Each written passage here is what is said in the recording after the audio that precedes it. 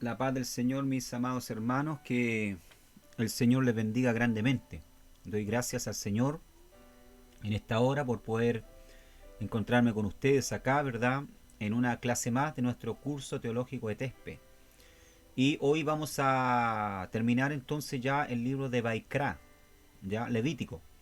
Bendito sea el nombre del Señor. Vamos a estar ya finalizando este libro, el cual hemos venido estudiando para ya Dios mediante la próxima semana estudiar el libro de Bamidbar o Números, ¿ya?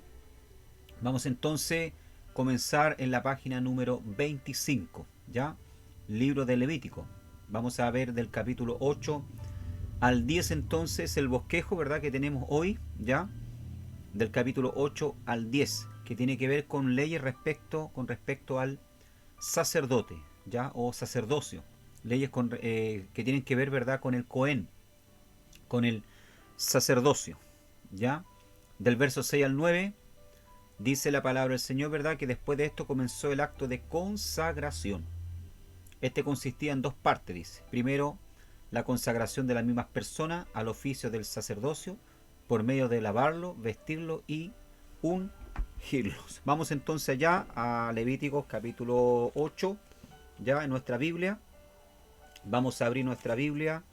Levíticos capítulo 8, verso 6 al 9 vamos a leer entonces. Vamos a ver acá entonces cuál era el proceso, ya los pasos a dar para consagrar a Aarón, ¿verdad? Y a sus hijos para el sacerdocio. Habló Jehová a Moisés diciendo: toma a Aarón y a sus hijos con él y las vestiduras, el aceite de la unción, el becerro de la expiación, los dos carneros y el canastillo de los panes sin levadura. Y reúnes toda la congregación a la puerta del tabernáculo de reunión. Hizo pues Moisés como Jehová le mandó, y se reunió la congregación a la puerta del tabernáculo de reunión. Y dijo Moisés a la congregación: esto es lo que Jehová ha mandado hacer. Entonces Moisés hizo acercarse a Aarón y a sus hijos y los lavó con agua, dice la palabra del Señor. Entonces vemos que había todo, ¿verdad? Una ceremonia para poder consagrar a Aarón y a sus hijos entonces para el sacerdocio santo, para el servicio del Señor. Y esto no se hacía a puerta cerrada, sino que se llamaba a todo el pueblo. Lógicamente todo el pueblo no podía entrar dentro del atrio, ¿ya? Pero se hacía cerca a las puertas del atrio para que el pueblo que estaba alrededor pudiese ver. Por lo tanto, ¿verdad? Era algo que no se hacía a escondida. Bendito sea el nombre del Señor Jesucristo. Y dice la palabra del Señor entonces que lo primero que se hacía era lavarlos, vestirlos y luego ungirlos. Ese era el proceso, los pasos a dar. Y la segunda, ¿verdad?, eran los ritos del sacrificio por los que las personas designadas al oficio sacerdotal eran inducidas a las funciones y prerrogativas de los sacerdotes. Bueno, luego de lavarlo, ya, esto consistía en un lavamiento, ¿verdad?, completo de todo su cuerpo, luego vestirlo con las túnicas sagradas y luego ungirlo con el aceite sagrado.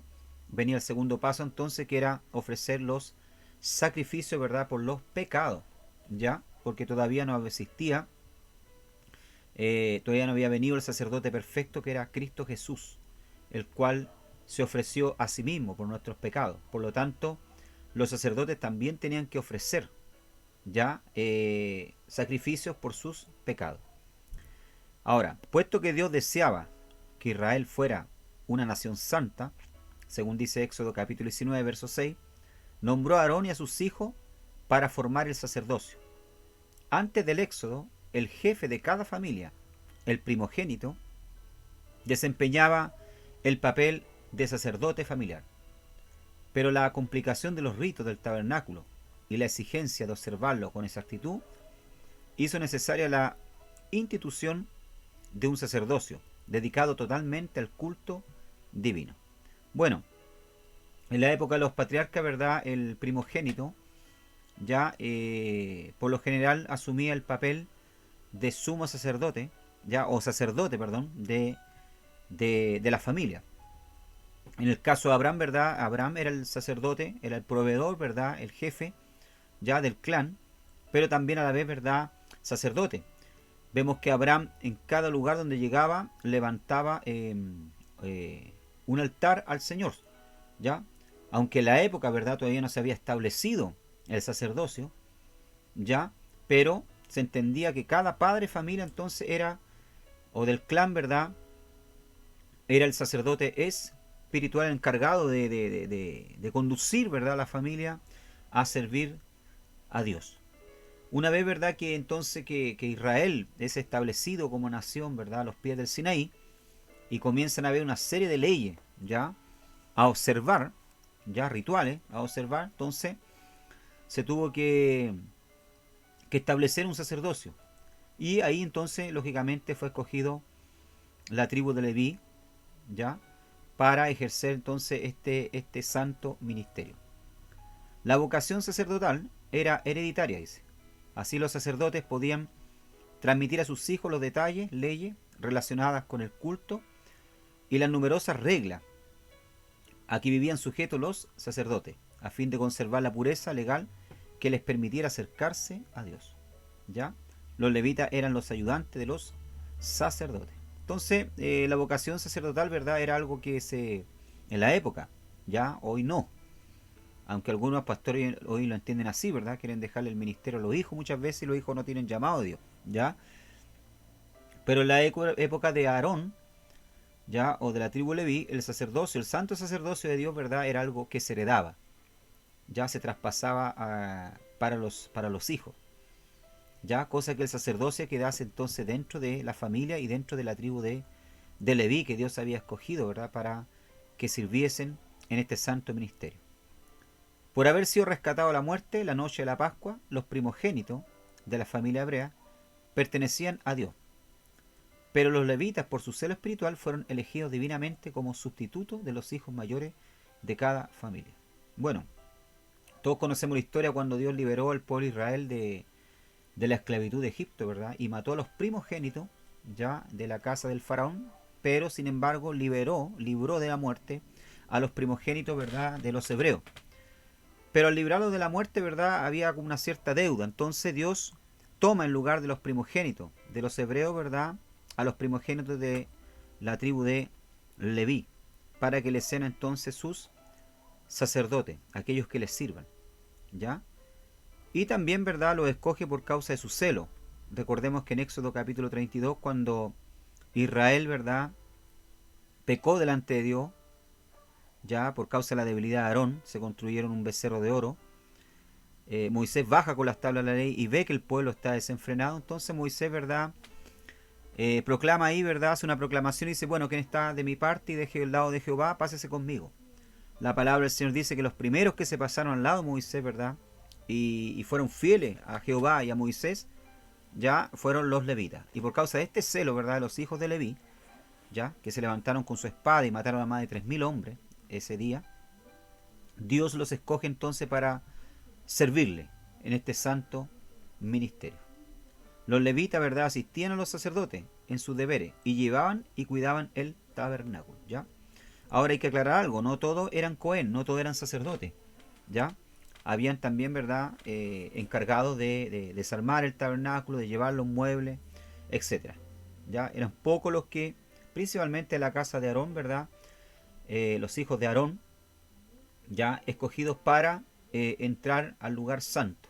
Y solamente, ¿verdad?, Aarón, el Gadol Cohen, ¿verdad?, o el gran sacerdote, su sumo sacerdote, ya, Cohen Gadol, era el único que podía entrar al lugar santísimo entonces para entrar, ¿verdad?, delante del arca del pacto, ¿verdad?, y poder derramar sangre ahí, ¿verdad?, traída del altar, y poder así expiar los pecados tanto suyos como los del pueblo. Bien, hemos visto entonces cómo era entonces el rito de la consagración de los sacerdotes, el día, ¿verdad?, en que eran consagrados. Primero eran lavados con agua, ¿ya? Luego, ¿verdad?, eran vestidos con las túnicas sacerdotales y ungidos con derramamiento de aceite sobre sus cabezas, consagrados, ¿ya? Ahora, ¿cuáles eran las funciones de los sacerdotes? Primero, ¿verdad?, servir como mediadores entre el pueblo y Dios, interceder por el pueblo. y expiar el pecado mediante el sacrificio, así reconciliar el pueblo con Dios. ¿Ya?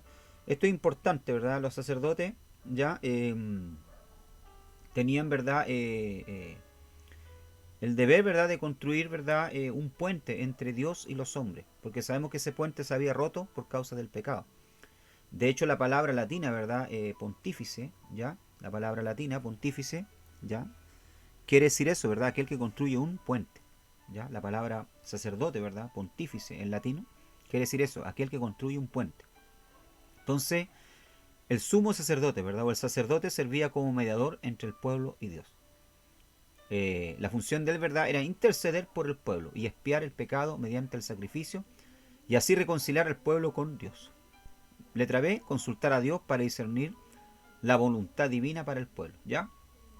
Bueno, los sacerdotes también eran los encargados de consultar a Dios, ¿verdad? David recurrió muchas veces a los sacerdotes para consultar a Dios por Urim, Turim, ¿ya? Que eran estas piedrecitas que eh, le daban, ¿verdad?, una respuesta positiva o negativa, ¿ya? Vemos a David, ¿verdad?, consultando a Jehová por Urim, Turim, ¿verdad? Vemos también a Saúl, etc. ¿Ya? Entonces, los reyes, ¿verdad?, principalmente consultaban ya a los sacerdotes para poder discernir la voluntad divina, para poder saber si lo que estaban haciendo, ¿verdad?, o la decisión que iban a tomar era la correcta. Letra C, ser los intérpretes y maestros de la ley y enseñar al pueblo los estatutos de Jehová. ¿Ya? O sea, los sacerdotes tenían entonces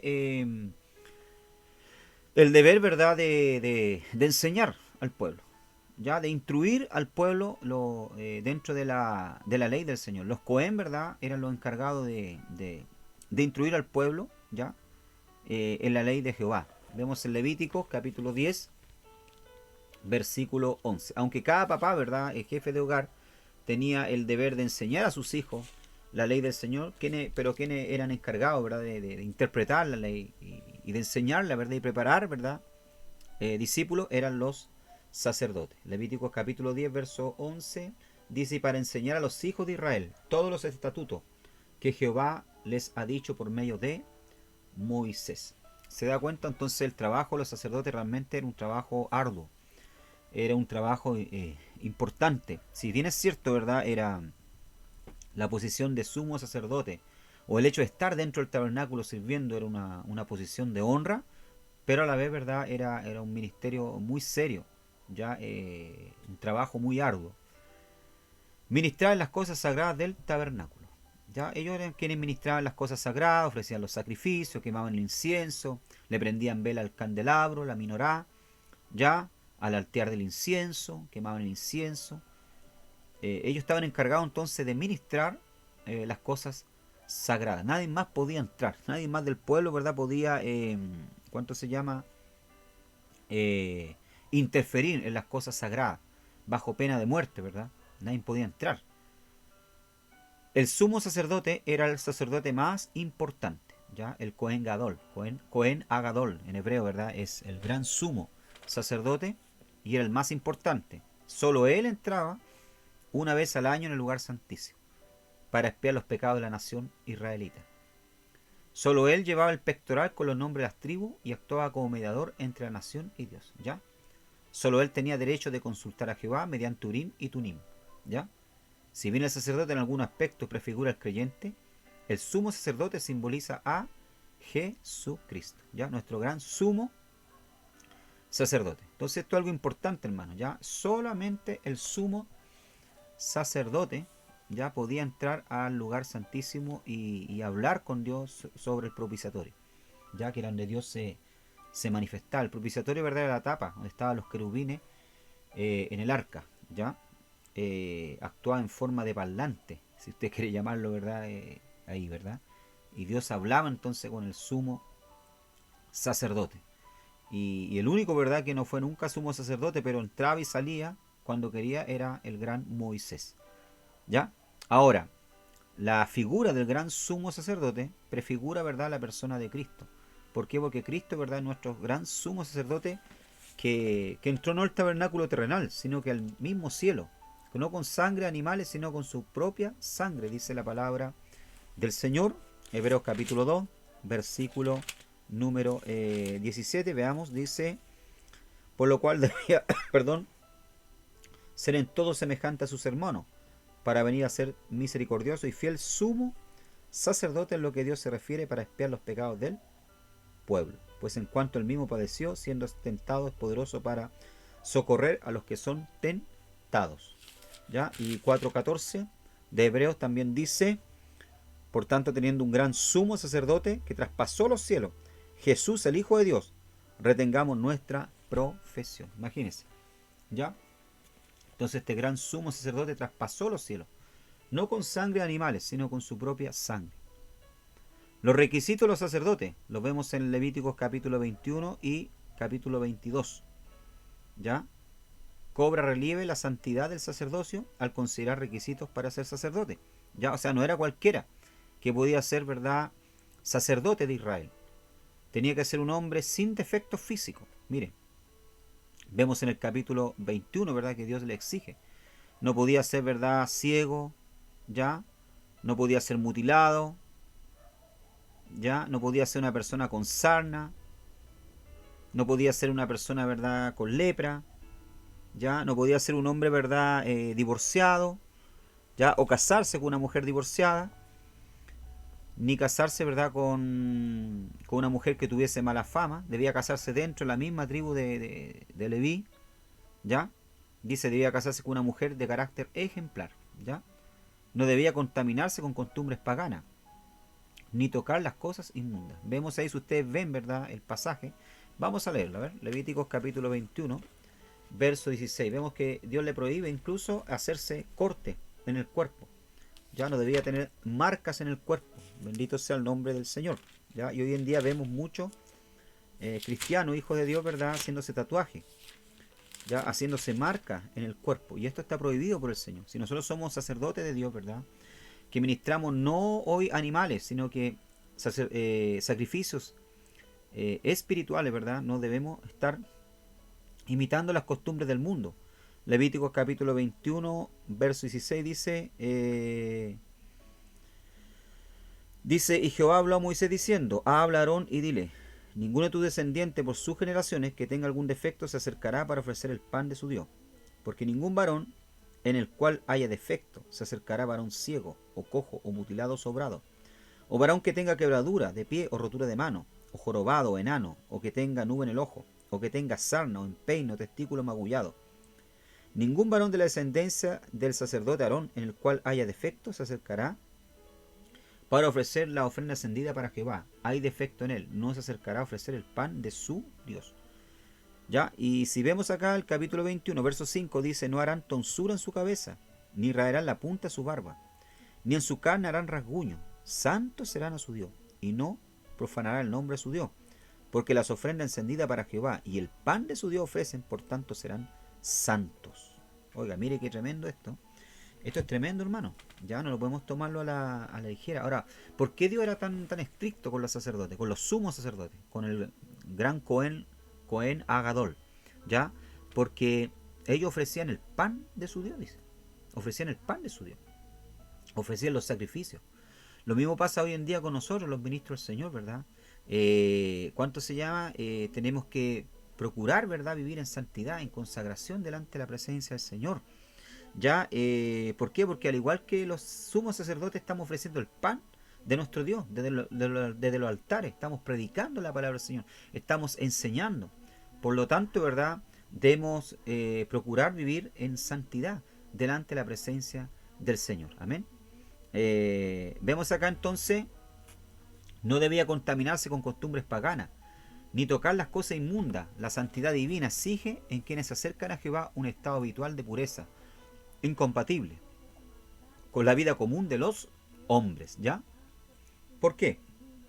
Porque el sumo sacerdote, ¿verdad?, ya no era un hombre común, no era un hombre, ¿verdad?, de como se dice, del montón. Disculpe la expresión que voy a usar en este momento, ¿ya?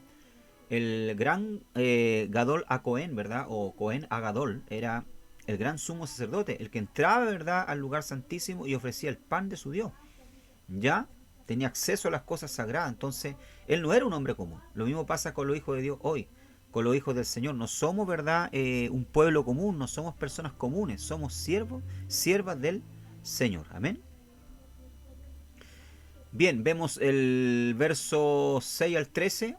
Entonces dijimos, ¿verdad? Que primeramente el sumo sacerdote, ¿verdad? O el sacerdote era lavado, el vestido y la unción, ¿ya? O sea, habían paso. Primero él era lavado. Dice Moisés hizo acercar a Aarón y a sus hijos y los lavó con agua. Los dirigió a que se lavaran sin duda por completo y no solo sus manos y pies. ¿Ya? Entonces vemos acá al lado, a su costado derecho, ¿verdad? El texto bíblico, Levíticos capítulo 8, verso 6 al 12. Entonces Moisés hizo acercarse a Aarón y a sus hijos y los lavó con agua, dice. Luego les puso encima el pectoral y puso dentro del mismo los Urim y Tumim. Después puso la mitra sobre su cabeza y sobre la mitra enfrente ya puso la lámina de oro, la diadema santa como Jehová había mandado a Moisés. Y tomó Moisés el aceite de la unción y ungió el tabernáculo y todas las cosas que estaban en él y las santificó. Y roció de él sobre el altar 7 veces y ungió el altar y todos sus utensilios y la fuente y su base para santificarlo. Y derramó el aceite de la unción sobre la cabeza de Aarón y lo ungió para santificarlo. Entonces vemos que aquí hay paso. Ya primero era lavado. El sacerdote, ¿verdad?, tenía que ser lavado con agua. Esta limpieza de la impureza corporal era un símbolo, ¿verdad?, del hacer a un lado la suciedad del pecado. El lavarse el cuerpo, por lo tanto, era un símbolo de limpieza espiritual. Sin lo cual nadie podría acercarse a Dios, y menos aquellos que deberían realizar las responsabilidades de la reconciliación. ¿Ya? Entonces, este lavado de agua, ¿verdad? No es que realmente lavaba el alma, hermano. No, sino que era algo simbólico, como el bautismo hoy. ¿Ya? Hay personas que piensan que cuando se bautiza, que cuando desciendes a las aguas, ¿verdad? Todos sus pecados son lavados. Y eso no es así. El bautismo, ¿verdad?, es apenas un símbolo.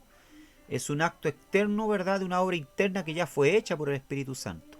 Cuando nosotros descendemos al agua, simplemente estamos, ¿verdad?, simbólicamente diciéndole al mundo, ya estamos proclamándole al mundo que nosotros hemos aceptado a Cristo, estamos muriendo para el mundo y resucitando para Dios. ¿Ya? Entonces lo mismo pasaba con el acto de lavar entero al verdad al sacerdote. Era un acto simbólico, ¿ya? Para que el pueblo entendiera que se estaban acercando, ¿verdad?, delante de un Dios santo. Por lo tanto, esto tenía un simbolismo, ¿verdad?, de limpieza espiritual, ¿ya? Esto era de cierta manera humillante, dice, debido a que fue realizado públicamente a la puerta del tabernáculo de reunión. No podemos ser limpios de nuestro pecado sin ser humillados primero, ¿ya? Claro, esto en cierta manera, ¿verdad?, era humillante porque los sacerdotes quedaban prácticamente con puro, disculpe la expresión que voy a usar, con puros calzoncillos, ¿verdad? Ya quedaban prácticamente desnudos delante del pueblo y el pueblo mirándolos, ¿verdad?, cuando ellos eran lavados. Entonces, en cierta manera era un poco hasta humillante, ¿ya? Pero acá hay algo importante que dice, ¿verdad? No podemos ser limpios de nuestros pecados sin ser humillados primero. Ya, yo siempre he dicho, ¿verdad?, que Dios antes de perdonarnos, Dios antes de lavarnos con su sangre, de hacernos sus hijos, ¿verdad?, Él no, nos hiere, nos humilla. Ya, nos hace ver, ¿verdad?, nuestra condición, nuestra humanidad, nuestros pecados, para luego, ¿verdad?, hacernos salvos, para luego regenerarnos, lavarnos, limpiarnos con su presencia. Ya, entonces todos pasamos por ese proceso. Ya, algunos intérpretes judíos han mantenido que el lavamiento de Aarón y sus hijos fue por inmersión, perdón, así como era requerido del sumo sacerdote en el día de expiación. Bueno, es aquí un comentario, ¿verdad?, de algunos judíos, ya, algunos intérpretes. Aunque yo no creo, ¿verdad? Yo creo que el lavamiento era más algo así con rociado de agua, ya, porque quienes eran bautizados, quienes eran sumergidos en el agua, ¿verdad?, eran los prosélitos, aquellos que se convertían al judaísmo, ya, eso eran, ¿cuánto se llama? Sumergido en el agua.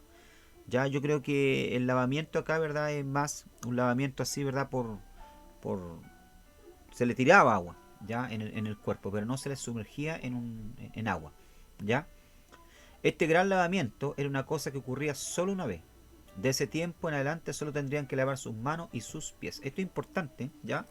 Dice que este lavamiento, ¿verdad?, ocurría solamente una sola vez en la vida, cuando ellos eran consagrados al Señor, ¿ya? De ahí para frente, ¿verdad?, cada vez que entraban al tabernáculo, ¿verdad?, por la puerta, ¿ya? Con lo primero que se encontraba entonces en la puerta era con la palangana, ¿verdad?, donde se tenían que lavar las manos los pies, ¿verdad? Para luego entrar a ministrar, ¿ya? O con la fuente de bronce, ¿ya? Pero el lavamiento completo solamente ocurría una vez, ¿ya? Y esto representa también la obra del Espíritu Santo en nosotros. La obra de regeneración, ¿verdad? Dios solamente la hace una vez en la vida, ya nos regenera. Pero luego, ¿verdad?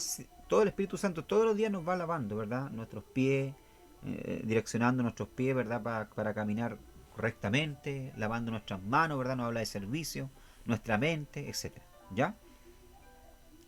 Como estos antiguos sacerdotes, cada cristiano es lavado por la obra de la palabra de Dios, dice, por la obra de regeneración del Espíritu Santo. Esta obra de lavamiento fue completada por la muerte de Jesús por nosotros y es apropiada por medio de la fe. ¿Ya? O sea, cada uno de nosotros, ¿verdad? Somos, al igual que el sumo sacerdote, lavado, regenerado, ¿ya? Porque este lavamiento, como dije anteriormente, ¿verdad? ¿Simboliza qué? Simboliza la obra de regeneración. Efesios capítulo 5, verso 26 dice, para santificarla, habiéndola purificado en el lavamiento del agua por la palabra. ¿Ya? Entonces aquí ya está hablando de la iglesia. Ya está hablando de la iglesia para santificarla.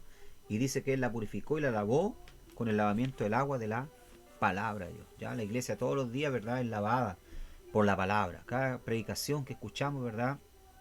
El Señor nos limpia nuestra impureza, nuestro pecado. Amén. Versículos 7 al 9. Entonces, después del lavamiento, ¿verdad? Siguió la vestimenta de Aarón. Moisés, ¿verdad? Dice la palabra del Señor en Éxodo capítulo 28, le puso la túnica. ¿Ya? Entonces, después del lavamiento, ¿verdad? Venía entonces el acto de vestir al sumo sacerdote. Acá vemos en el lado costado derecho, y puso sobre él la túnica y le ciñó con el cinto. Le vistió del manto y puso sobre él el efod. Y lo ciñó con el cinto el efod y lo ajustó con él. Luego le puso encima el pectoral y puso dentro del mismo los urim y tumim. Después puso la mitra sobre su cabeza y sobre la mitra enfrente puso la lámina de oro, la diadema santa como Jehová había mandado a Moisés. Levítico capítulo 8, versos 7 al 8. Ya entonces, después del lavamiento, ¿verdad? Viene lo que es la vestimenta, ¿ya? Recordemos, como le dije anteriormente, ¿verdad? Que Aarón quedaba y sus hijos, ¿verdad? Quedaban prácticamente casi desnudos, ya delante del pueblo, solamente con, lógicamente, tapando, ¿verdad? Su órgano, ¿ya? Y ahí venía entonces el proceso de vestirlo, ¿ya? Y aquí entramos en lo que es las vestiduras sagradas.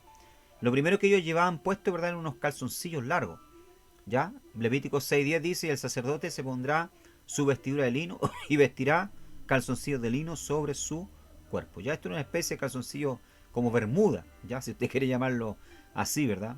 La palabra, ¿verdad? Reina Valera lo llama de calzoncillo, ya, pero eran calzoncillos de lino largo, ¿ya? La primera prenda que debían utilizar los sacerdotes, servidores del Altísimo, eran los pañetes de lino. Así se traduce la versión antigua de Casiodoro Reina, o simplemente calzoncillos de lino. ¿Cuál era la razón de este mandamiento? ¿Para qué servía esta prenda? Ya, ¿por qué Dios le exigía, verdad, estos calzoncillos largos de lino a los sacerdotes? En primer lugar, servían para cubrir su desnudez. Ya, las religiones paganas en Canaán, ¿verdad? O alrededor de Israel eran orgiásticas, ¿ya? Sensuales, y sus sacerdotes pervertidos. Usualmente estos sacerdotes, ¿verdad? Paganos no usaban tal ropa interior. La mayoría de esos hombres eran inmorales. Pero el Dios santo quiere un obrero santo, decente y ordenado. ¿Ya? O sea, era costumbre de los sacerdotes paganos, ya de la tierra de Canaán, en su orgía, ¿verdad? Que hacían, ya, en su práctica religiosa, ya practicaban orgía, y muchas veces ellos andaban desnudos. Ya hacían estos ritos desnudos. Entonces Dios quería hacer la diferencia. Ya quería que sus sacerdotes fuesen, ¿verdad? Diferentes. ¿Por qué? Porque estaban sirviendo a un Dios santo. El servicio a Dios debe ser en santidad, y en calzoncillo espiritualmente habla de cómo debemos cubrirnos ante la presencia del Señor. ¿Ya? Cuando vencemos la tentación es porque estamos cubiertos con el calzoncillo de la santidad. ¿Ya? O sea, nosotros tenemos que cubrirnos, ¿verdad? En santidad, en temor. Ya no podemos dar lugar, ¿verdad? A la inmoralidad, al pecado. Éxodo 28:4 dice, las vestiduras que harán son estas: el pectoral, el efod, el manto, la túnica bordada, la mitra y el cinturón. Hagan pues las vestiduras sagradas para Aarón, tu hermano, y para sus hijos, para que sean mis sacerdotes. ¿Ya? Entonces, estas son las vestiduras sagradas con las cuales se se vestía, ¿verdad?, al sumo sacerdote, a Aarón. Lo primero entonces vemos el calzoncillo, para cubrir su desnudez. En segundo lugar tenemos la túnica bordada de lino fino. Ya era una túnica larga, ¿verdad?, blanca. Después hizo Moisés acercarse a los hijos de Aarón y les vistió las túnicas. Les ciñó con cinto y le ajustó las tiaras, como Jehová le había mandado a Moisés, Levíticos 8:13. Entonces, la túnica blanca es lo que ustedes ven al costado derecho acá de la pantalla. Entonces, esta túnica larga, blanca, ¿verdad?, de lino fino, ya que el sumo sacerdote entonces se colocaba, ¿ya? Y esta túnica representa que describe la salvación de Cristo, porque la palabra túnica en hebreo tiene el significado, ¿verdad?, de cubrir o esconder. Miren qué interesante. Eso quiere decir la palabra túnica. Y es la misma que se utiliza en Génesis 3:21, en donde Dios, dice la palabra, hizo túnicas de pieles para cubrir la desnudez de Adán y Eva. ¿Ya? Entonces, esa es la función de la túnica, ya, de lino fino. Era cubrir, ya, proteger al sumo sacerdote, ¿verdad? Proteger su desnudez. El cordero sacrificado en el Calvario sería el antitipo de este animal sacrificado en el Edén. Ya, o sea, Cristo, ¿verdad? Eso es lo que vino a hacer con la salvación, ¿verdad? Él vino a cubrir nuestra desnudez, cubrir, ¿verdad?, nuestro pecado. Bendito sea el nombre del Señor. Cristo nos cubre el pecado con su muerte ante el Señor de los ejércitos. Nos cubre con su sangre y ahora tenemos una túnica limpia, perpetua. Describe también la santidad y limpieza de la vida de Cristo, ya, porque era de color blanco. Por ser una túnica blanca, el lino finísimo, nos habla del santo estilo de vida que tenía el Señor Jesús. Él expresó alguna vez: ¿quién de vosotros me redarguye el pecado? Juan 8:46. Entonces la túnica también nos habla, ¿verdad?, del color blanco de santidad, de pureza. La blanca santidad estaba en cada fibra de la vida del Señor de Nazaret. Por eso fue el único que pudo conseguir nuestra salvación y realizar tan perfecta redención, pudiendo decir: consumado es. ¿Ya? Bien, en segundo lugar entonces teníamos la túnica bordada de lino fino, que era una túnica larga, ya, toda blanca, que llevaba el sumo sacerdote. La túnica también llevaba un cinto, el cinto de la túnica. Y para los hijos de Aarón harás túnica, también les harás cinto, y les harás tiaras para honra y hermosura. Éxodo capítulo 28, verso 40. Ya, entonces, las túnicas, ¿verdad?, llevan esto, lo que ustedes ven acá, ¿verdad?, el costado derecho. Estoy mostrando acá con el pulsor estos cintos, o cinturones, como usted quiera llamarle, ¿verdad?, que eran para, lógicamente, poder ceñirse la túnica, poder sujetar la túnica.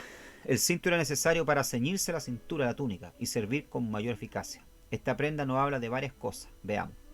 ¿Ya? Entonces, cuando la persona quería tener, ¿verdad?, quería agacharse o realizar un trabajo, el sumo sacerdote quería tener mejor desplazamiento, ¿verdad?, porque recordemos que la túnica era larga.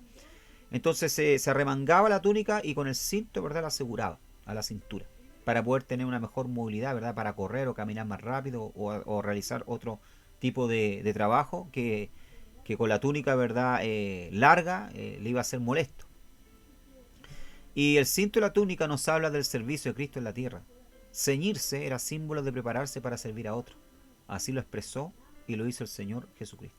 Ya en Juan capítulo 13, ¿verdad?, la noche que el Señor iba a ser entregado, dice la palabra del Señor que el Señor, ¿verdad?, se quitó la túnica y se ciñó, ¿verdad?, con una toalla, ¿ya?, para poder lavar los pies de sus discípulos. La palabra del Señor dice también, ¿verdad?, en Mateo 20:28, que Él no vino para ser servido, sino para servir. ¿Ya? Entonces, ceñirse, ¿verdad?, era símbolo de prepararse para servir a otro. Él se entregó en un servicio total durante su estancia en la tierra. ¿Ya? Un vestido holgado habla de indulgencia y comodidad. El vestido ceñido en el sacerdote habla del acto divino en el cual Jesús, siendo Dios, se hizo esclavo, humillándose, para mostrarnos el camino de la grandeza. Ya, servir a otros como lo hizo Cristo. Por eso el Padre se deleita en él. Isaías 42:1. He aquí mi siervo, yo le sostendré, mi escogido, en quien mi alma tiene contentamiento. He puesto sobre él mi espíritu, él traerá justicia a las naciones. Ya, la palabra, ¿verdad?, siervo en hebreo, ¿verdad?, es obed, que quiere decir, ¿verdad?, no es un siervo simplemente, ¿verdad?, que sirve en la casa, sino que es un esclavo. ¿Ya? Jesús, ¿verdad?, cuando vino como siervo, vino a servir a la humanidad. Y nosotros, ¿verdad?, como siervos del Señor, como pastores, como ministros, como predicadores, como diácono, como evangelista, como miembros de la iglesia que servimos, ¿verdad? Tenemos que armarnos de este pensamiento. Ya nuestras túnicas siempre tienen que estar ceñidas, preparadas, ¿verdad? Con el cinto para poder. Tenemos que ser capaces, ¿verdad? De ceñirnos, ¿verdad? La túnica para poder servir. Hay un dicho bien popular en Chile, ¿verdad? Que dice ceñirse las mangas, ¿ya? Recogerse las mangas. ¿Qué quiere decir eso? Poder estar preparado para servir, ¿ya? Para trabajar. Y esto es lo mismo, ¿verdad? Ceñirnos la túnica con el cinto, ¿ya? Como decía anteriormente acá, ¿verdad? Hay gente que anda con el vestido holgado, ya toda la vida. ¿Por qué? Porque no quiere servir. Al contrario, quiere ser servido. Hay mucho predicador hoy, ¿verdad? Que quiere ser servido. Hay mucho pastor que quiere ser servido. Pero no quiere remangarse la túnica. No quiere servir. Y nosotros fuimos llamados, amado hermano, ¿verdad? Para servir. La persona que tiene esa idea, ¿verdad? Que el ministerio, yo voy a entrar al ministerio para que me sirvan. Es una persona que está descalificada, no sirve para el ministerio. ¿Ya? No sirve para el ministerio. Porque el ministerio, ¿verdad? Quien entra al ministerio es para servir al Señor, no para ser servido. Bien, después tenemos entonces, tenemos la túnica, vimos los calzoncillos de lino, ¿verdad? Ya, el cinto y ahora vemos el manto del efod, ¿ya? El manto del efod, hermano, era el que usted ve acá al costado derecho de la pantalla, esto, apuntando con el pulsor. Era una especie, ¿verdad?, de delantal, como el delantal que nosotros usamos, ¿verdad?, para, qué sé yo, para la parrilla, ¿verdad?, cuando vamos a preparar un asado, ¿verdad?, o el almuerzo, ¿verdad?, un delantal, una especie de delantal. Eso era el efod, ¿ya? Dice Éxodo 28:31, harás el manto del efod todo de azul, ¿ya? El manto del efod era una túnica tejida de color azul, de una sola pieza, dice. Tenía una abertura bordada en el cuello para que no se rompiera. En la parte baja, en sus orillas, tenía granadas bordadas con tela azul, púrpura, carmesí y lino torcido, con campanillas de oro entre aquellos que quería Dios simbolizar con orden de la forma de este vestido. ¿Ya? Entonces, era como le dije, una especie de delantal que el sumo sacerdote se colocaba encima entonces de la túnica. ¿Ya?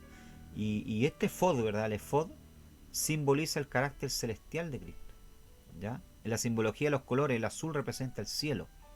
¿Ya? Entonces este vestido habla del origen y destino del Señor Jesús. Origen porque de ahí procede.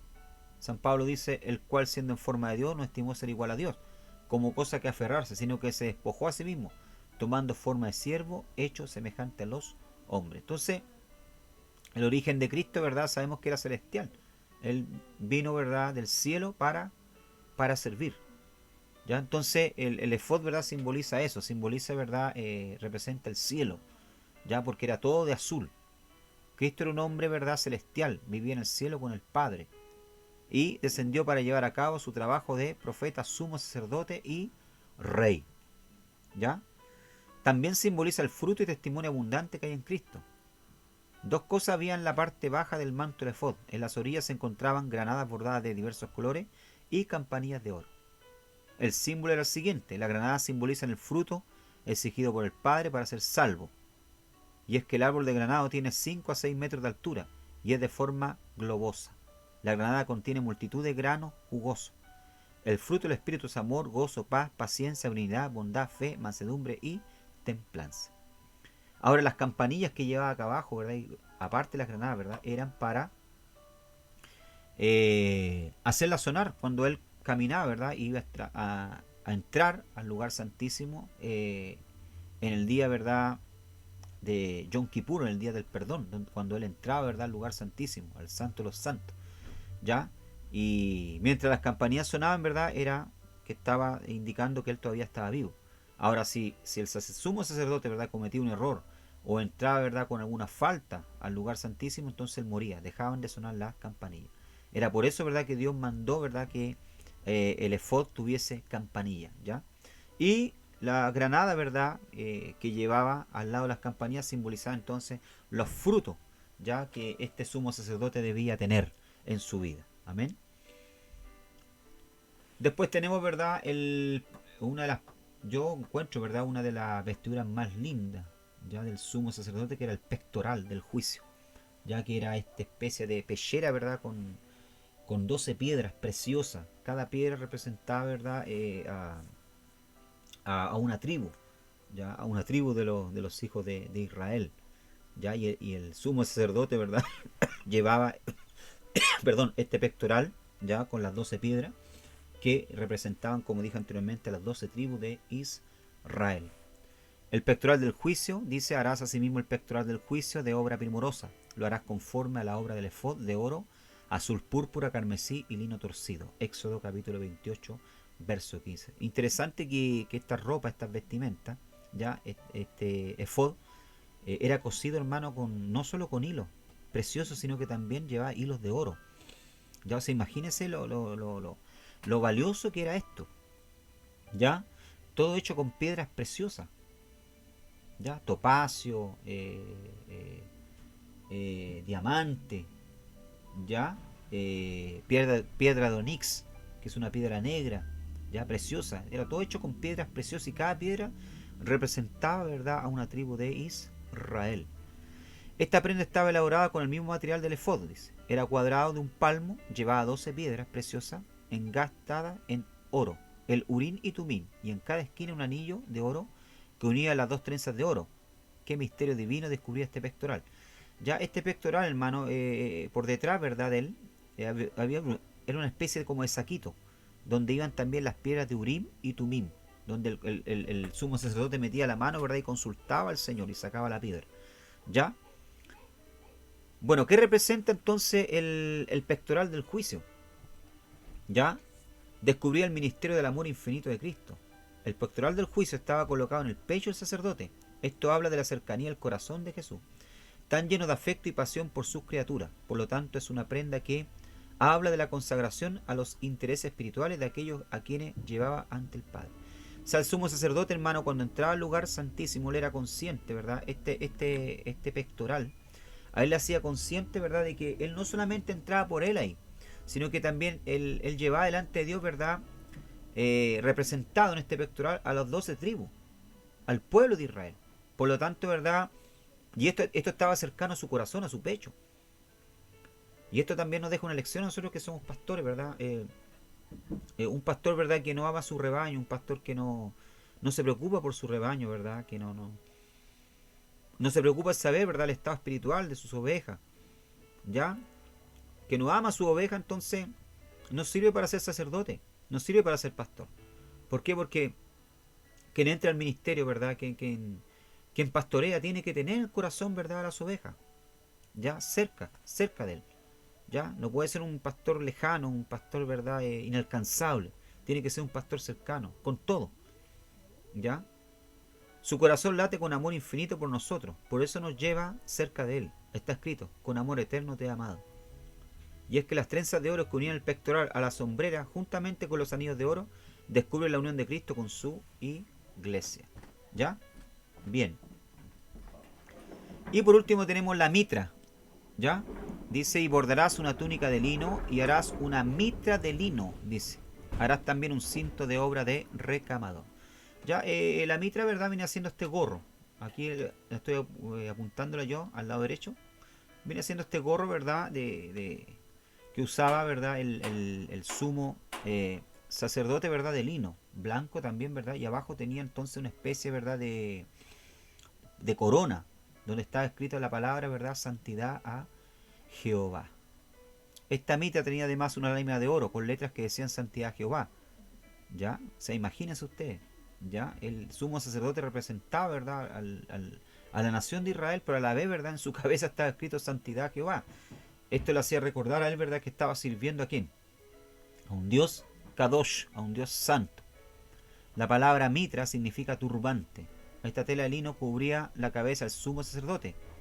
¿Ya? 1 Corintios 11 aprendemos que la cubierta de la mujer representa sujeción. Pudiera ser que la mitra nos esté diciendo algo sobre la sujeción de Cristo a su Padre. La pureza de los pensamientos de Cristo también es vista en la mitra al ser de color blanco y al ir sobre su cabeza. Es increíble pensar en cómo el Señor nunca tuvo un pensamiento que no debió haber tenido. Ya este turbante, ¿verdad?, esta tela de lino cubría la cabeza del sumo sacerdote, dice acá. Y aprendemos que la cubierta de la mujer representa sujeción. En 1 Corintios 11, ¿verdad?, el apóstol Pablo habla sobre el cabello de la mujer. ya que es un símbolo de sujeción a la autoridad. Ya, así también, ¿verdad? El sumo sacerdote estaba sujeto ya a Dios, ya, y nosotros también tenemos que sujetarnos a Dios, ya, sujetarnos a él, obedecer, y nuestros pensamientos, ¿verdad? Tienen que ser lo más blanco, lo más puro, ya, que nosotros podamos, ya, pedirle al Señor, al Espíritu Santo, que él coloque, ¿verdad? Pensamientos puros, pensamientos sinceros, ya, que nuestra mente, ¿verdad?, esté ocupada por las cosas del Señor. En la parte de adelante de la mitra iba un cordón de azul que sostenía una lámina de oro.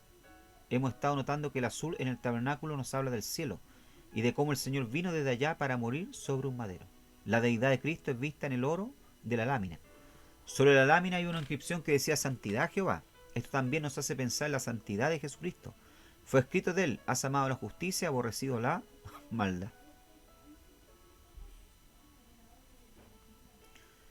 Bien, una vez, ¿verdad?, que él era el sacerdote, entonces era lavado, era vestido con toda esta vestidura, ¿verdad? Venía entonces la unción, venía el derramamiento del aceite, ¿ya? Y no era cualquier aceite que había que derramar sobre el sumo sacerdote, sino que era un aceite especial. Dice: y harás de ello el aceite de la santa unción, superior ungüento, según el arte del perfumador, será el aceite de la unción santa.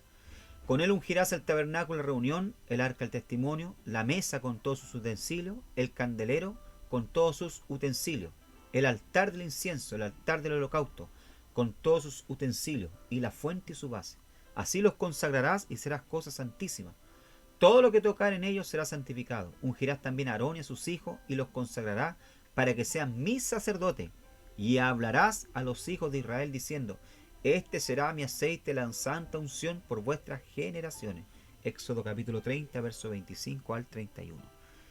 De acuerdo con la directriz, ¿verdad?, la unción era realizada en primer lugar sobre el tabernáculo y todas las cosas que estaban en él, ¿ya? O sea, se ungía, ¿verdad?, se consagraba todo lo que iba a ser, ¿verdad?, o iba a servir de servicio para el Señor. El arca del pacto, el altar del incienso, el candelabro y la mesa, los panes, la proposición y sus utensilios. Y después sobre el altar de la ofrenda encendida y sus utensilios, y sobre la fuente y su pedestal, y después de esto sobre el mismo Aarón derramado el aceite sagrado sobre su cabeza. O sea, se ungía, ¿verdad? Era un acto simbólico. Ungir, hermano, un acto simbólico, ¿verdad?, de consagración. Dios estaba diciendo, ¿verdad?, todos estos muebles que están acá en el tabernáculo, ¿verdad?, son consagrados para mí, por eso están siendo, ¿verdad?, ungidos. Y por último, ¿verdad?, se ungía ya al sumo sacerdote Aarón, ¿verdad?, y los sacerdotes. Esto fue seguido por la frotación y unción de los hijos de Aarón, de quienes solo se describe el primero, ya en el versículo 13, de acuerdo con Éxodo 28:40.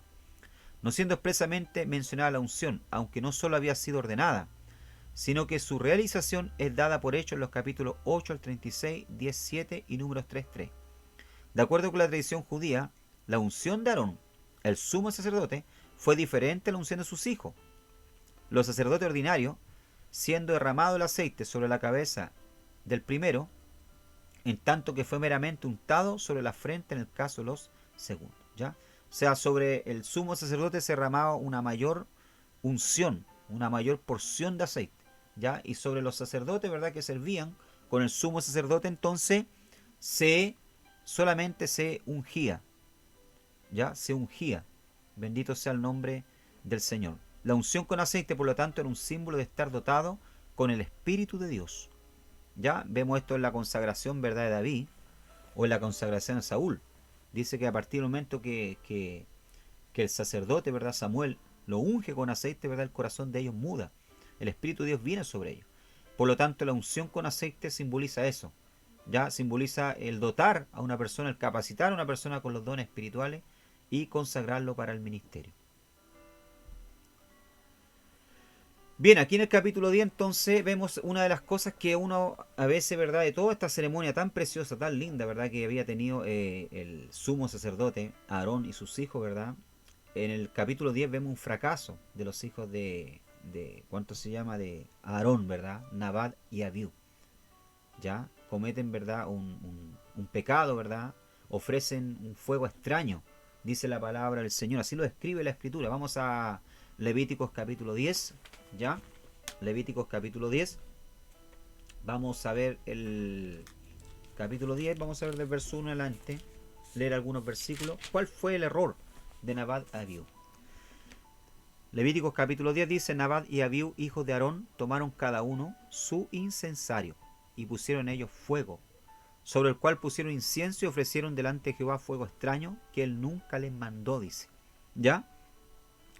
Y salió fuego delante de Jehová y los quemó y murieron delante de Jehová. ¿Ya? O sea, vemos acá, ¿verdad? Entonces que estos dos hijos de Aarón, ¿verdad? Son muertos por el Señor, ¿verdad? Dice que salió fuego delante de Jehová, delante de ellos, y los mató, los consumió, dice. ¿Por qué? Porque ellos tomaron cada uno su incensario y pusieron en ellos fuego. Ahora, ¿cuál fue el pecado de ellos, hermano? Aquí la escritura lo está mostrando, ¿verdad? Dice que colocaron fuego, pero no fuego al altar. Cada vez que se ofrecía, ¿verdad?, incienso, tenía que ser un incienso, ¿verdad?, con brasas del altar, pero ellos colocaron por sí mismos, ¿verdad?, fuego. ¿Ya? Ellos mismos colocaron fuego y no del altar de Dios. Entonces por eso dice que era fuego extraño. ¿Ya? Aquí Dios tenía que marcar la diferencia, ¿verdad? Dar una lección. Podemos encontrar, ¿verdad?, que fue muy duro, ya, al matar a estos dos jóvenes. Pero Dios tenía que hacerle entender al pueblo, ¿verdad?, a este pueblo que venía con costumbres de Egipto, ¿verdad?, que ellos estaban sirviendo a un Dios diferente, que Dios, Jehová, Dios no era un Dios más. ¿Ya?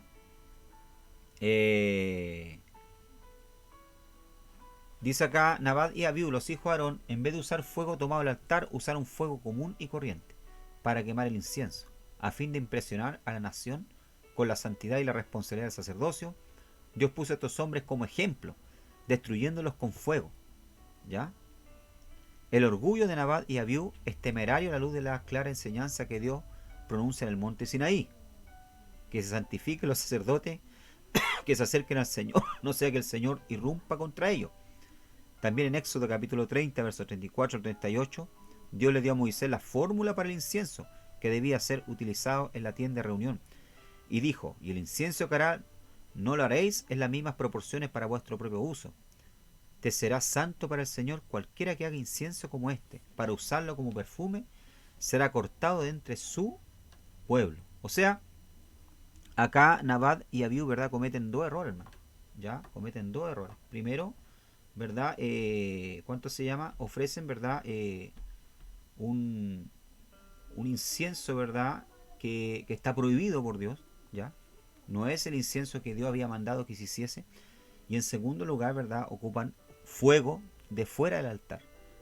¿Ya? Por eso la Biblia habla, ¿verdad?, de fuego, recalca, ¿verdad?, que era un fuego extraño, dice. Era un fuego, ¿verdad?, que Dios no había ordenado.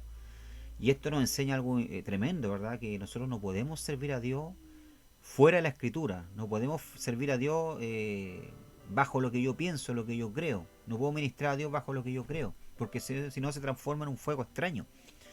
Ya, por eso que hoy en día vemos tantos altares muertos, vemos tantas ministraciones muertas, y Dios no obra y Dios no opera. ¿Por qué? Porque se está ofreciendo un fuego que Dios no ordenó.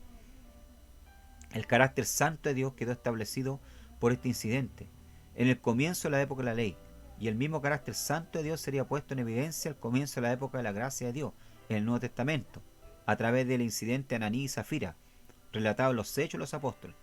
La muerte fue el castigo drástico en ambos casos. Nuestro Dios es santo y trata a sus hijos de acuerdo con ese nivel, dice la carta a los Hebreos 12:29, porque nuestro Dios es fuego consumidor. ¿Ya? Entonces vemos esta triste historia, ¿verdad?, de los hijos de Aarón, Nadab y Abiú, ¿ya?, que pecaron delante de Jehová y que fueron muertos, ¿verdad?, por causa de su desobediencia, por causa eh, de su tosudez, ¿verdad?, de su porfía, de querer servir al Señor bajo sus pensamientos, su manera. ¿Ya?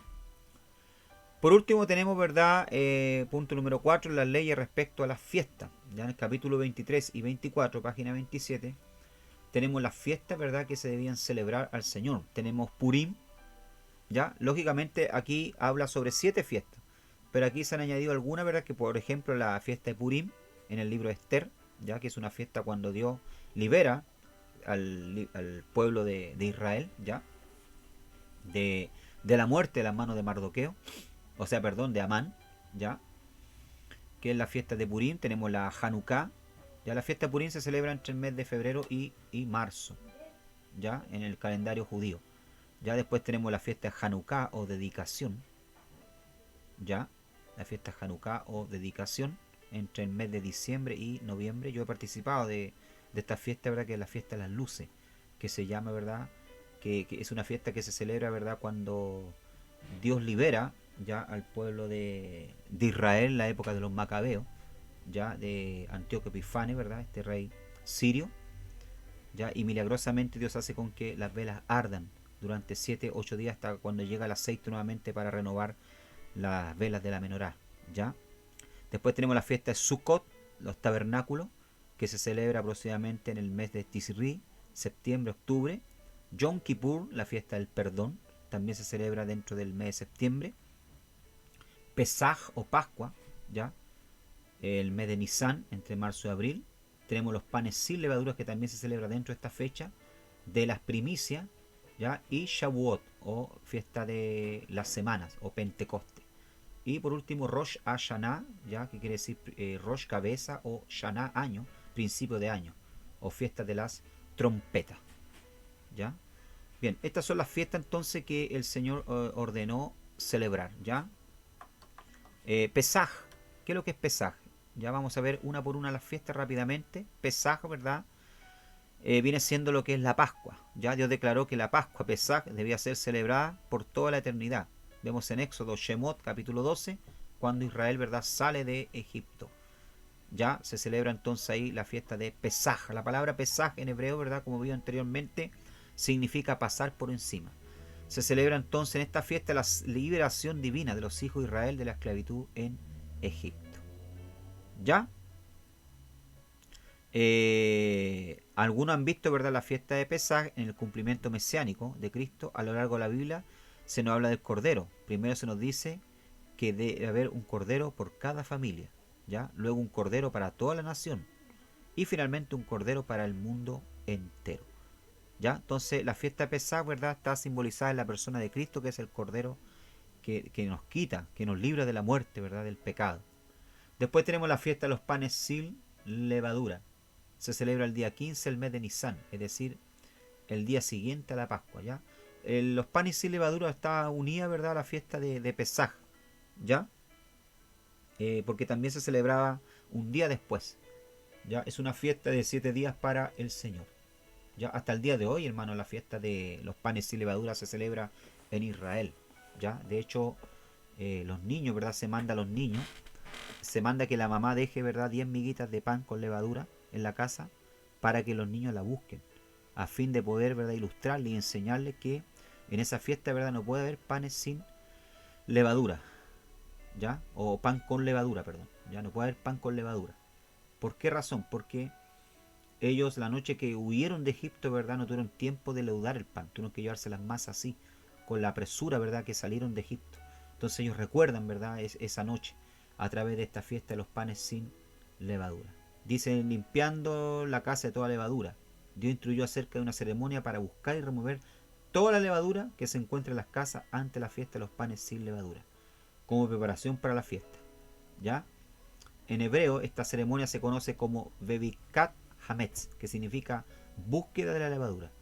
Espiritualmente los creyentes en el Mesías, ¿ya?, en Jesús, conforme a la casa de Dios, se debe sacar toda la levadura del pecado de la casa, es decir, de nuestro cuerpo. Ya la levadura también es símbolo de ¿qué? De pecado. Ya, por lo tanto, Pablo nos dice, ¿verdad?, que debemos celebrar que Cristo es nuestra Pascua y que debemos celebrar sin panes de levadura, de malicia, de pecado. Tenemos también la fiesta de las primicias, ya, o primeros frutos, los Bikurim. El día siguiente al sábado de la semana de la Pascua es llamado la fiesta de las primicias, en el libro Levítico o Baikra, capítulo 23, versos 10 al 11. El entendimiento de la ceremonia, la fiesta y la celebración se realizaba de esta manera. Cuando la cebada y el trigo estaban listos para ser cosechados, los participantes tomaban solo una gavilla de la cosecha y la llevaban delante del sacerdote. Ya, o sea, estas son las fiestas, ¿verdad?, que se conocen como fiestas de los cereales, ¿verdad? Fiestas de la cosecha. Ya era una fiesta en agradecimiento a Dios, en reconocimiento de que Dios era quien daba todo. ¿ya? O sea, se le llevaba lo mejor al Señor, las primicias, los primeros frutos, ¿ya? Y también esto, ¿verdad? Proféticamente nos habla de la resurrección de Cristo, que es las primicias, ¿ya? Las primicias, fue el primero que resucitó, Él es las primicias, ¿ya? Después tenemos la fiesta de Pentecoste o Shavuot, o de la semana. La palabra Shavuá, ¿verdad? En hebreo es semana. También celebrará la fiesta de la semana, la de las primicias, la siega del trigo, ¿ya?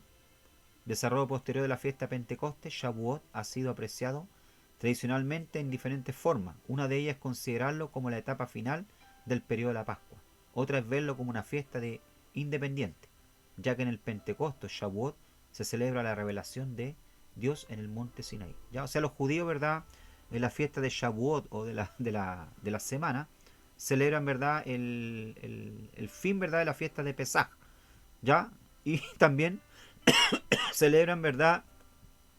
En Shavuot recuerdan la revelación de Dios de la Torá, ya de la ley, a los pies del monte Sinaí. Eso es lo que celebran ellos, ¿ya? Tenemos también la fiesta de las trompetas, ¿ya? O el día de Año Nuevo. La fiesta de las trompetas era la quinta del ciclo agrícola en el antiguo Israel. Los productos cosechados durante esta fecha eran principalmente la vid y las olivas o aceitunas, con que se elaboraban el vino y el aceite respectivamente. Esta celebración inauguraba la época de la cosecha y tenía lugar el día primero del mes séptimo del calendario hebreo, entre septiembre y octubre en nuestro calendario. Su nombre en hebreo es Yom Teruah, ¿ya? Que significa día de aclamación, alarma o estruendo, lo cual se lleva a cabo precisamente al sonar de las trompetas. Entonces, esta fiesta, ¿verdad? Se anunciaba no propiamente, ¿verdad? Con trompeta como las que conocemos hoy en día, ¿verdad? Nuestra Biblia la traduce como trompeta, sino que se anunciaban con shofar, ¿verdad? Con cuernos de animales, ya se hacían sonar, ¿verdad? Y anunciaban entonces eh, anunciaban, ¿verdad? La fiesta, ¿verdad? De agrícola, ¿verdad? De las cosechas, ya inauguraban, ¿verdad? La época de las cosechas, ya. El sonido de la trompeta era un aviso urgente, una alarma, una llamada de atención para dejar de hacer lo cotidiano y reunirse de emergencia. La fiesta de la trompeta recordaba al pueblo dos cosas. Primero, los días temibles de persecución que el pueblo de Dios debía padecer antes de la llegada del Mesías, y segundo, la resurrección de los justos. ¿Ya? Después tenemos Yom Kippur, que es el día de la expiación o el día del perdón, porque en este día se hará expiación por vosotros y seréis limpios de todos vuestros pecados delante de Jehová. Día de reposo es para vosotros y afligiréis vuestras almas. Es estatuto perpetuo. Levítico capítulo 16, verso 30 al 31. Ya en Yom Kippur entonces, que viene siendo el día del perdón. Ya era el día en que el sumo sacerdote entraba al lugar santísimo para ofrecer sacrificios por él y por el pueblo. Hoy, como no hay templo, ¿verdad? Igual en la sinagoga se sigue observando el Yom Kippur, ¿ya? Y se celebra, ¿verdad? Con un ayuno todo el día, ¿ya? Y tefilá, ¿verdad? Mucha oración, arrepentimiento, ya delante de la presencia del Señor, ¿ya? Bien. Y por último tenemos como parte del calendario religioso de Israel la fiesta de los tabernáculos. Fue dada como la fiesta que finaliza las 7 fiestas del Señor, ¿ya? O sea, la fiesta de los tabernáculos viene a cerrar todas las demás fiestas, ¿verdad? Y era una fiesta bien especial porque Dios ordenaba que la gente saliese de sus casas, ¿verdad? Y se hiciese tabernáculo afuera, ¿verdad? Una especie de tienda con ramas, ¿ya? Con palmas estas palmas, ¿verdad? ¿Cuánto se llama? De palmera, ¿verdad? Estas ramas de palmera. Y que viviesen, ¿verdad? En esas tiendas improvisadas. ¿Por qué? Porque eso le hacía recordar, ¿verdad? Su peregrinaje por el desierto, ¿ya? Su nombre en hebreo, ¿verdad? Es Sukkot, plural de Sukkah, que significa cabañas, cabinas o tabernáculo. Sukkot conmemora la gratitud por dos realidades históricas. Primero, el albergue temporal y la abundante provisión con que Dios suplió a su pueblo en el desierto por 40 años. Y segundo, la temporada de cosecha durante la cual la nación agrícola vivía en los campos para así aprovechar el tiempo para la recolección de los cultivos. En la fiesta de los tabernáculos resuena el mensaje de que Dios estableció su tabernáculo en medio de nosotros a través de la persona de Yeshua o Jesús, y la palabra se hizo carne y habitó entre nosotros y vimos su gloria, la gloria que corresponde al unigénito del Padre, llena de gracia y de verdad. Juan capítulo 1, verso 14. Podríamos decir también, ¿verdad?, que los tabernáculos representan nuestra vida pasajera en este mundo. Nuestra vida es como una tienda, ¿verdad?, que en un momento se arma, pero en un momento también puede desarmarse. Bien, mis amados hermanos, llegamos así entonces al final del libro de Baikra, ya, de Levítico. Y Dios mediante, entonces la próxima semana estaremos estudiando el libro de Bamidbar, ya, o Números, ya. Que el Señor les bendiga grandemente. Estudien, ¿verdad?, el material, los videos, para que así puedan entonces responder las preguntas de la prueba. Un gran abrazo, muchas bendiciones del Señor para ustedes.